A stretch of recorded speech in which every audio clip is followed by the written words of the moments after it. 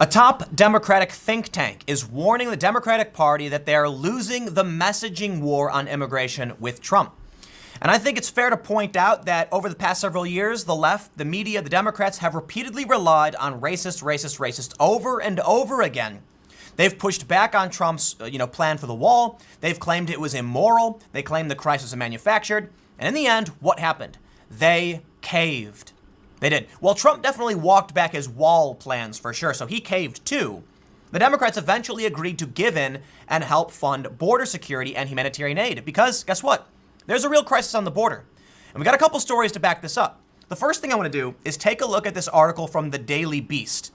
Top Democratic think tank warns party you are losing immigration messaging war to Trump. And I want to stress, while we've all seen the narrative over and over again about the manufactured crisis, take a look at this story we had. I did go over this story the other day.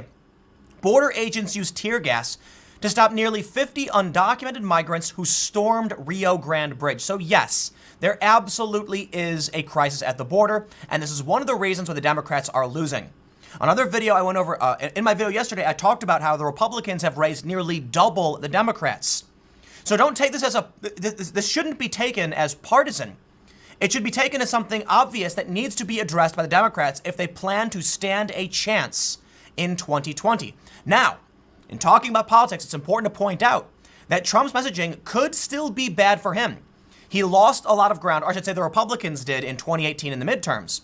And this is a group called Moral Market Watchers. That's another story I've pulled up, talking about how there is a base of voters that are, while they are concerned with the economy, they may be concerned less and more concerned about morality, and Trump might lose some of these people. So here's what we'll do. We'll start with this story and we'll move forward. Before we get started, make sure you head over to timcast.com/donate if you want to support my work. There's a PayPal option, a crypto option, and a physical address. But of course, the best thing you can do, just share this video. YouTube deranks independent political commentary, so I rely on you to help spread the videos around if you think they're worth people listening to. But let's get to the first story. The Democratic Party's decision to cede the rule of law creates the false dichotomy of America as either a nation of immigrants or a nation of laws, a new report argues. The Daily Beast reports, faced with combating the Trump administration's hardline immigration agenda in the arena of public opinion, Democrats have largely pointed to reports of horrific detention conditions, spiking in custody deaths of undocumented immigrants, and President Donald Trump's increasingly brazen attempts to undermine the legal immigration system, hoping to counter the White House's border message by emphasizing that such policies and tactics don't reflect America's immigration tradition. But a new report from an influential liberal think tank provided to the Daily Beast posits that the party's decision to cede the rule of law ground to Republicans creates the false dichotomy of America as either a nation of immigrants or a nation of laws, making the party and its candidates appear soft on enforcement and potentially weakening future attempts for humanitarian-focused immigration reform. Now let's stop here and make an important point. I believe the Democrats are losing the messaging war, they're losing the debate, but it's not just about the rule of law. It's about the fact that Obama pushed the rhetoric, we are a nation of laws. His words. It's about the fact that Obama created these cages that are now holding children and these families. Obama was called deporter-in-chief. I heard that from Jorge Ramos when I worked at the Univision ABC joint venture Fusion. Those are his words. And who knows better than Univision anchor Jorge Ramos? He said Obama was deporting, 3 million people? What happens then when the Democrats try to distance themselves from this rhetoric and act like they have nothing to do with it, or they act like Trump's plans? It's all Trump. You're making yourselves look bad. You look like hypocrites. For 2 terms, Obama pushed these policies and stood firm. And where are we now? Trump is actually a little bit softer, in some areas than Obama was. And what do we get? The Democrats claiming it's all immoral. So what are they telling longtime Democrat voters? They're saying everything you supported when you voted for Obama was wrong, you were wrong, and you shouldn't have done it. So what should they have done? How can you expect to have clear messaging on what we should or shouldn't be doing when you're basically throwing your own party under the bus? Obama was elected twice. Many of these people who voted for Obama then went to vote for Trump. When you then tell those people they were wrong for doing so, what do you think they're going to do come 2020? To me, it's shocking ignorance. They're trying to take a moral high ground, but it's just the wrong battle. And can I also stress, the horrific conditions are partly due to the fact that Democrats kept obstructing funding for humanitarian aid. What do you think is going to happen? You can't sabotage the plan and then complain things are bad. While this may work for some people, they'll believe you. A lot of people in middle America, moderates, they're just going to be like, what are you talking about, man? Obama built these places. I voted for Obama. I wasn't wrong to do so. You are just pushing away your own base by doing this. And now it's not surprising to me to see a liberal think tank saying, Democrats, you are losing this fight. And then you can look at Trump's strategy. And I got to hand it to him. Propping up Ilhan Omar, Ocasio-Cortez, who still refuse to support humanitarian aid. They look like extremists. They look nuts. Nancy Pelosi has a 36.6 aggregate approval rating. And she's caved and said, okay, we're going to provide this funding. The New York Times said, guys, you got to do this in an editorial. And the far left Democrats still resist. So Trump says, you know what? That's the game plan. And it's going to work for him. Absolutely will. Ilhan Omar's approval rating in swing states, what, 9%? He knows what he's doing. He's making them look like they've turned their backs on where Obama was for 2 terms. Look, you can assume all day and night that American voters are stupid. And there are a lot of stupid people. But, you know, I'll take the old saying from George Carlin. It's a joke. He said, think about how stupid the average person is. Now think about half of them are stupider than that. And it's funny. But you can also then realize half of them are smarter than that. It's a funny joke, but the truth is, there are a lot of undecided voters who are not morons. They voted for Obama for a reason, and many of these people voted for Trump for a reason. And if you treat them like they're idiots, they're going to say, I'm not going to vote for either of you. The moderates that I talk to, okay, I know a lot of people, they don't like Trump, and we'll get into this story next. But they're not going to vote for the Democrats because the Democrats are treating them like children. Dare I say it, look to the Democratic Party right now, the 2020 Democrats, and tell me who is the charismatic leader. It doesn't exist. Whether you love him or hate him, Obama was strong and charismatic. He would furrow his brow and say, no, absolutely not. This is what needs to be. And that was leadership, and it's why he won twice. He was a strong individual. Again, you don't got to like the guy to recognize that he knew what he was doing and he had that power in his voice. And you can say the same thing to Trump. I like, in terms of attitude, Obama way better. But you have to recognize this. As much as I don't like Trump's attitude, I know why it works. There is strength in his voice. He tells people off. Now, you can sit here and complain all day and night that Trump's a bigot, he's mean, he's hateful, he's boorish, etc. I've called him many of these things. But in the end, what do you think Americans want? Do they want a feeble president who's going to be moral? Or do they want someone who's strong, maybe a little rough on the edges, crude, crass, offensive, but strong, right? So think about what happens when you put up someone like Pete Buttigieg next to Kim Jong-un versus Trump. Now, you can criticize Trump all night for being crude and crass. But I'll tell you this, in my opinion, and I could be wrong, it's just my opinion, I'd be willing to bet there are a lot of Americans who say, look, I get it, Trump is kind of a nasty dude, but we kind of need that if we're going to win these international debates, these fights, these trade agreements. We need someone who's going to tell you to go screw yourself, and they're not going to put on mittens to deal with you. They're going to be tough.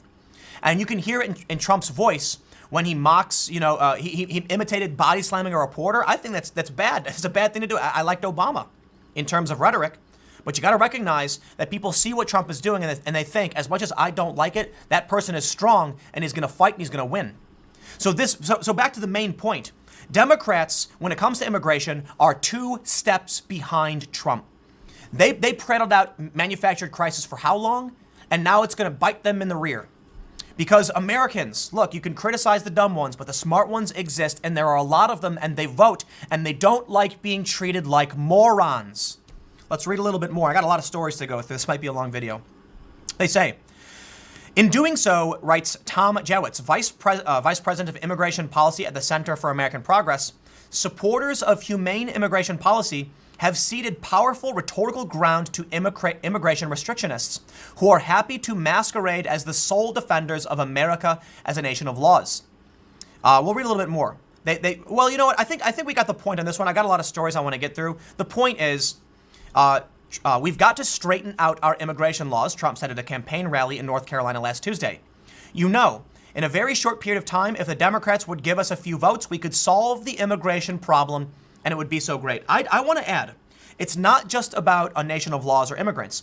It's about the fact the Democrats look completely unreasonable. They've turned their back on where Obama was, and it's obvious. We've seen the videos from Obama. And Trump is saying we should need a couple votes, this problem will be solved, and they won't do it. And that's why Trump said, fine, make the face of the Democrats Ocasio-Cortez, because she's the one who's been the most extreme. But I will absolutely warn Trump voters, because I've got a couple other stories I want to pull up. The Democrats' dangerous immigration game from Real Clear Politics. And while, of course, the criticism still falls to the Democrats, there is some information very important to Trump in this regard. In this story, they talk about how the Democrats agreed to give government health care to illegal immigrants. It's a really bad idea. RCP notes, Trump is correct that taxpayer-funded health insurance for the undocumented is not a popular position. In a recent CNN poll, 59% oppose the proposal. But Trump's own handling of immigration and asylum seekers is slightly more unpopular. The same poll found 62% disapprove of the way migrants attempting to cross the U.S. border are being treated by the U.S. government, while 60% approve of allowing refugees from Central American countries, to seek asylum in the U.S.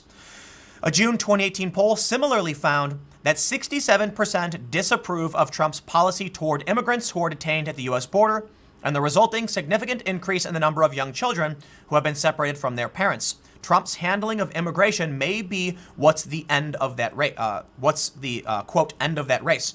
So I'll stress, Trump is not invincible, and there's a potential Pyrrhic victory in Trump's strategy. I believe Trump is trying to bet on damaging the Democrats more than himself.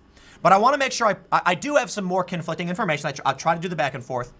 In this story from The Hill just today, they say Trump struggles to win over voters, reaping economic boom. And this is the contrast to what I pointed out earlier, that there are people who don't care that Trump is maybe crude, crass, or boorish. This story talks about moral market watchers. These are people who are probably comfortable enough that the economy, the good economy doesn't mean that much to them, and they're concerned about what Trump is doing and how he sounds internationally. If Trump loses these people, and he lost, I believe, he lost them by about 20 percentage points, they mentioned in this story. Let me see if, here we go. They say, worryingly for Republicans and Trump himself, those voters broke for Democratic congressional candidates by 20 percentage points in the 2018 midterm elections. The voters are suburban, affluent type of person who's probably doing okay, but is very troubled by the president's behavior and everything they see from him from time to time. So it's hard to know if Trump's on the right track, but I do believe in the end, the incumbent advantage in the economy are going to win. I believe you're more likely to see people who don't care that Trump may be amoral if it means their lives will be better, their children will have a future, and the country is safe. So while we can absolutely point out the moral market watchers, there is some information I want to absolutely highlight as it pertains to the debate on immigration. In this story from last month, Gallup notes, 1 in 3 want immigration levels decreased. Asked their preference for U.S. immigration levels, 37% of Americans say it should be kept at its present level, while more say it should be decreased, 35%, than increased, 27%. The percentage wanting immigration reduced is higher than the average, 30% holding this view in Gallup's 2 prior surveys, in January 2019 and 2018. However, in the past, many more Americans have called for a reduction than do so now, including 41% in June of 2014 during the Obama years, 58% in 2001 after 9/11, and a record 65% in the mid-90s during a surge of illegal immigration in California. They say in recent years, there's been an uptick in the percentage who want immigration to the U.S. increased. Before 2012, the percentage never reached 20%, but it has been above that mark, including a record 30% in January. So here's what I want to stress. Right now, we can see 1 in 3 want immigration decreased. They will likely side with Trump regardless of whether or not Trump is amoral or mean. We can then see that a certain amount, around a third, also believe it should be kept at its present level. In fact, the biggest group at 37%. I imagine many of these people probably don't care too much. Okay, so if they think it's fine at the present level, I'd imagine they're the middle of the road voter, but that also may lean towards them not liking what Trump is doing. But in the end, only 27% want the number increased. The bigger number in that debate then is decreasing it. So remove the middle ground. And let's take a look at the people who want more migrants versus those who want less. Those who want less definitely outnumber, which means, in my opinion, when it comes to the vote, Trump has a bigger advantage in being hard on immigration than if you were to be soft on it or encourage it. Because 35 to 27, the data is there. There are a couple of other things I absolutely need to point out because we do have a big update here. The Trump administration will let ICE officials deport certain immigrants much faster. This is big news, and so that's the other half of the story here. Democrats may be losing the immigration debate, and it's going to have a big impact, in my opinion, because immigration is one of the top issues for voters.